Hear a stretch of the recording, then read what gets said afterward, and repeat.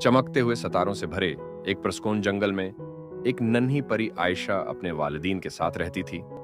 उसका दिल सोने का था और उसकी मेहरबानी की दास्तानें पूरे जंगल में मशहूर थीं।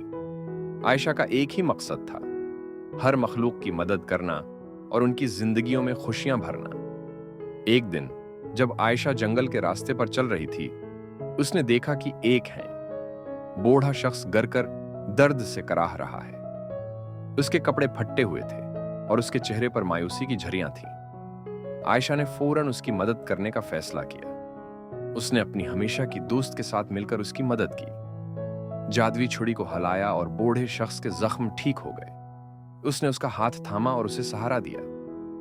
बाबा, आप कहां रहते हैं? आयशा ने नरमी से पूछा। बूढ़े शख्स ने आंखों में आंसू भरे हुए कहा, मेरी झोंपड़ी जंगल के उस पार है, लेकिन मैं वहां अकेला हूं। कोई नहीं है जो मेरी मदद करे।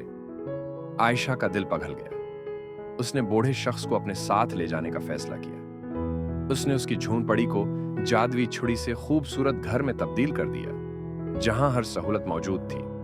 बूढ़े शख्स की आंखों में शुक्रगुजारी की चमक थी। बूढ़े शख्स ने आयशा को दुआ दी, अल्लाह तुम्हें हमेशा खुश रखे। मेरी बच्ची, तुम्हारी मेहरबानी ने मेरी जिंदगी बदल दी।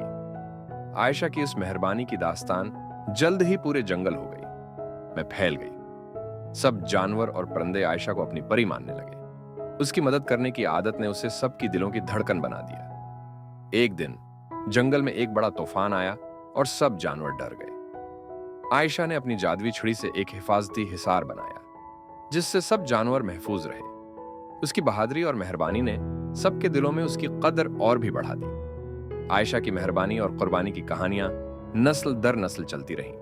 उसकी जिंदगी ने यह सबक दिया कि अगर दिल में सच्ची नीयत और मोहब्बत हो, तो कोई भी इंसान दूसरों की जिंदगियों में खुशियां भर सकता है।